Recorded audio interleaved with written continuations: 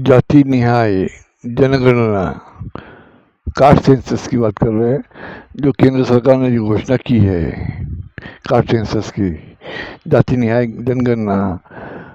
तो केंद्र सरकार ने जो घोषणा की उसमें निष्कर्ष, पद्धति, उद्देश्य और क्रियान्वयन हमें दिखाई नहीं देता, या किस प्रकार होगा हम इस पर चर्चा करने जा रहे हैं। चलते हैं हम जाति निहाय जनगणना कास्ट सेंसस। 30 अप्रैल 2025 और रात का समय, अचानक केंद्रीय मंत्रिमंडल का जाति निहाय जनगणना कास्ट सेंसस का निर्णय हमें सुनाई पड़ता है। जो केंद्रीय मंत्री अश्विनी वैष्णव वो घोषणा करते हैं। और भारतीय राजनीति में एक भूचाल सा आ जाता है। कास्ट सेंसस की घोषणा होने के बाद भारतीय राजनीति में एक भूचाल सा आ जाता है। जाति न्याय जनगणना एंड कास्ट सेंसस, इसका विरोध हमेशा केंद्रीय सरकार करते आ रही है। यानी कास्ट सेंसस का सरकार ने विरोध किया। फिर ऐसा कौन सी बात हो गई जो कास्ट सेंसस का केंद्र सरकार ने घोषणा कर दी। भारत में पहलगाम का इशू जोरों पर है। पेगासी का भी जो पेगासी जासूसी का इशू अभी सुप्रीम कोर्ट में चल रहा है। बिहार का इलेक्शन भी है। भाजपा दल का राष्ट्रीय अध्यक्ष बनना बाकी है।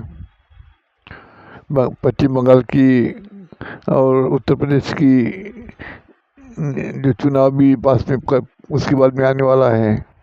महाराष्ट्र चुनाव में यादी का प्रकरण भी जोरों पर है। ऐसे कई प्रश्न हैं।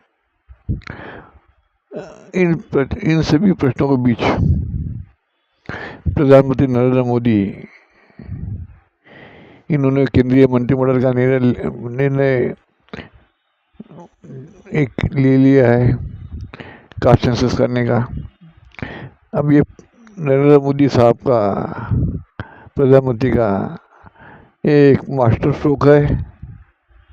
अब ये मास्टर स्ट्रोक है या पलायनवाद है, ये संशोधन का विषय है। जाति निहाय जनगणना, इस पर मेरा लेख पहले भी आ चुका है। इसकी आवश्यकता मैंने पहले बता चुका हूँ। वही कांग्रेस के राजकुमार जो राहुल गांधी है, उससे भी संसद में और बाहर में इसकी मांग की है। और ये केंद्रीय मंत्रिमंडल का निर्णय लेने के पहले, एक दिन पहले ही डॉक्टर मोहन भागवत, आरएसएस के चीफ है वो, उन्होंने प्रधानमंत्री हाउस में जाके उनसे मुलाकात की और ये निर्णय आया जातिगत जनगणना करने का, सेंसस करने का। सब भूचाल सा आ गया है। राहुल गांधी ने इसका स्वागत भी किया और काल मर्यादा निश्चित हो, ये बात कही है। उसने मांग की है कि जातिगत जनगणना का काल मर्यादा है वो निश्चित होना चाहिए। प्रकाश आंबेडकर वंचित आघाड़ी का नेता, रिपब्लिकन नेता नहीं है, वंचित आघाड़ी का नेता है। उसने हवा में उड़ने जैसी बात कही है। इस निर्णय, ये जो घोषणा हुई है, इसको हवा में उड़ने जैसी बात कही है। धूल फेंकने की बात कही है उस प्रकाश अम्बेडकर ने। ये धूल फेंकने की बात है, ऐसी बात कही है। वैसे प्रकाश अम्बेडकर की बातों में कोई दम नहीं है, क्योंकि रिपब्लिक पक्ष हो या बसपा हो, वंचित आघाड़ी हो, इनमें कोई दम नहीं है इनको बातों में। क्योंकि एक संघ आरपीआई नहीं है ना एक संघ बसपा है, तो ये बिखरा हुआ पैदल है, इसलिए उनकी बातों को गौर नहीं किया जाता है। भारत की पिछली जनगणना 2011 में हुई थी। 2011 में एक जनगणना हुई थी। अब उसके बाद में 2021 पे होना था। कोविड का संक्रमण था, वो जनगणना नहीं हुई, 2021 में नहीं हुई। वही कास्ट सेंसस का जब संदर्भ आता है जातिगत जनगणना का, तो 1931 पे जो अंग्रेज काल में वो जनगणना हुई थी, उसी पर आरक्षण निर्धारित किया गया है। और 100 साल के बाद अभी जातिगत जनगणना होने जा रही है। सभी लोग मांग कर रहे हैं जातिगत जनगणना हो, इसकी सभी लोग मांग कर रहे हैं। और जो प्रतिशत है वो प्रतिशत बढ़ना चाहिए, ये भी मांग रही है। इसे जातिगत जनगणना होना बहुत आवश्यक था। ओबीसी वर्ग की कभी जनगणना उसी उचित रूप में हुई नहीं है, तो उनका आरक्षण का इशू, आरक्षण प्रतिशत का इशू हमेशा विवादों में रहा। वही ईबीएस ईडब्ल्यूएस नाम से ईडब्ल्यूएस आरक्षण उच्च वर्ग को दिया गया। आर्थिक आधार का, अभी सामाजिक आधार बता दिया उन्होंने, लेकिन एक आर्थिक आधार का ही हम कहेंगे।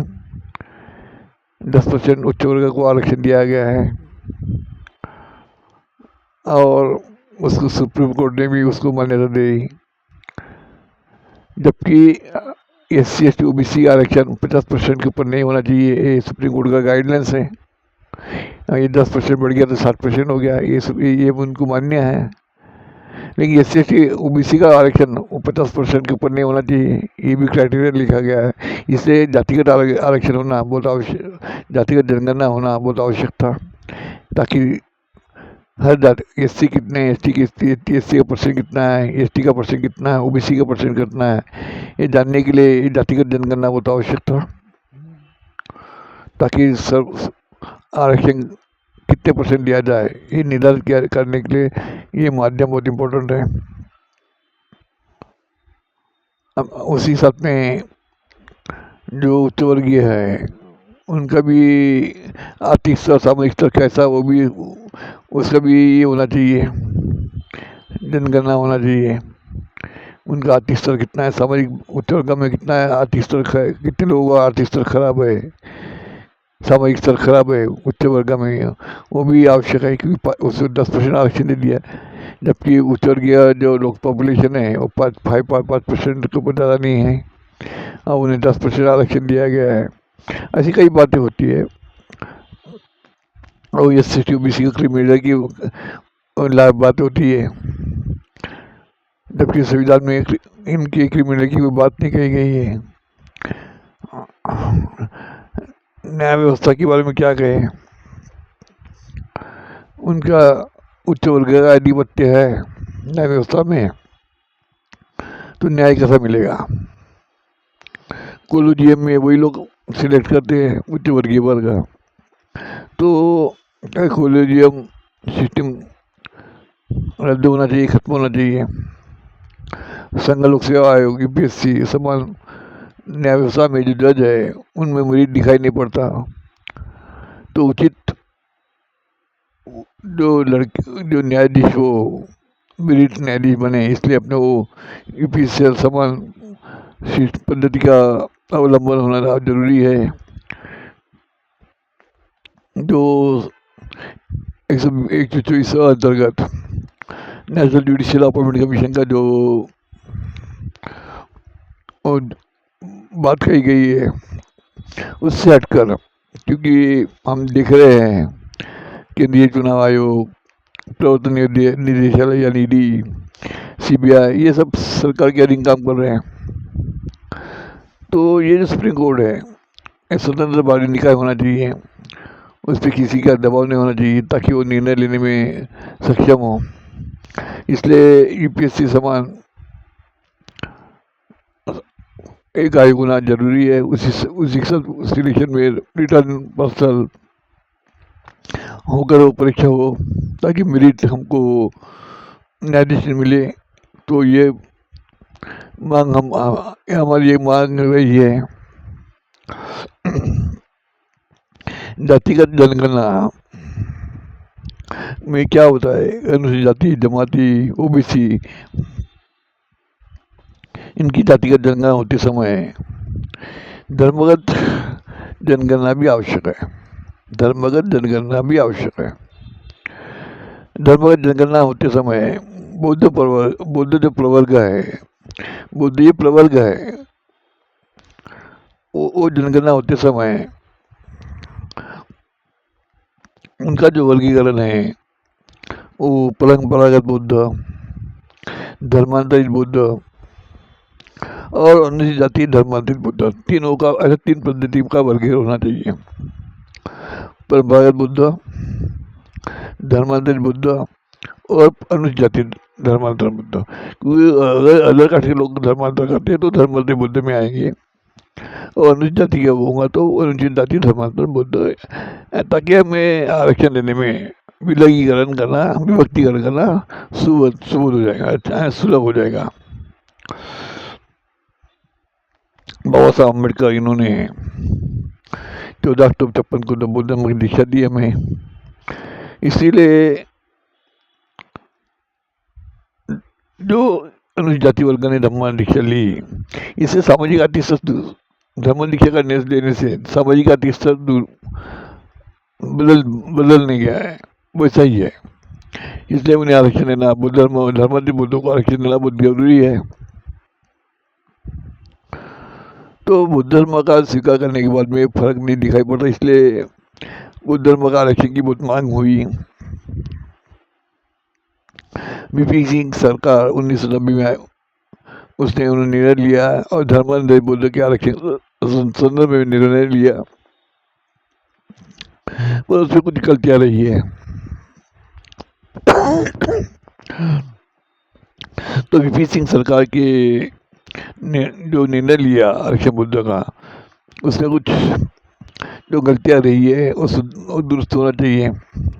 और बुद्ध आरक्षण, धर्मांतरित बुद्ध आरक्षण का जो इशू है वो इशू सोल्व होना आवश्यक है। जाति नहीं है आरक्षण चार्ट जब बनेगा, जाति नहीं है आरक्षण चार्ट जब बनेगा तो धर्मगत आरक्षण का भी उसका उल्लेख होना चाहिए, उनका आर्थिक स्थिति का भी उल्लेख होना चाहिए। जो उच्च वर्गीय लोग हैं, सामाजिक आर्थिक उच्च वर्ग का जो सामाजिक आर्थिक स्तर कैसा है, इसलिए उनका धर्म जो उच्च वर्गीय लोगों का सामाजिक आर्थिक स्तर आवश्यक है। और धर्म न्याय जो परंपरागत लोग हैं, धर्मांतरित लोग हैं या अनुसूचित जाति धर्मांतरित, इनका भी एक कॉलम होना चाहिए। और साथ ही जनगणना का निकेश कैसे हो, पद्धति कैसी हो, जनगणना पद्धति कैसी हो, उद्देश्य कैसा हो, क्रियान्वयन कैसा हो और कालावधि कितना हो, इसका निश्चितीकरण होना आवश्यक है। जो सरकार ने घोषणा की उसमें निष्कर्ष, पद्धति, उद्देश्य, क्रियान्वयन और कालावधि का उल्लेख दिखाई नहीं पड़ता, इस होना आवश्यक है। इसकी जानकारी होना आवश्यक है। तो जातिगत जनगणना एक महत्वपूर्ण विषय है, गंभीर विषय है, आरक्षण निश्चितीकरण का विषय है। तो हमें इस संदर्भ में सरकार से अपेक्षा रखना बुरी बात नहीं है। कुछ निश्चित समय में, आज 25 है, 26 में चालू होता है या 25 साल जनगणना चालू होती है, 27 तक कम्प्लीट होना चाहिए। तो आरक्षण निर्धारित करने में सुविधा होगी और सभी लोगों को न्याय मिले, सभी वर्गों को न्याय मिले, सभी मागास वर्गों को न्याय मिले, इसी आशा के साथ अपने शब्दों को विराम देता हूँ। नमो बुद्धाय। जय भीम, जय भीम, जय भीम।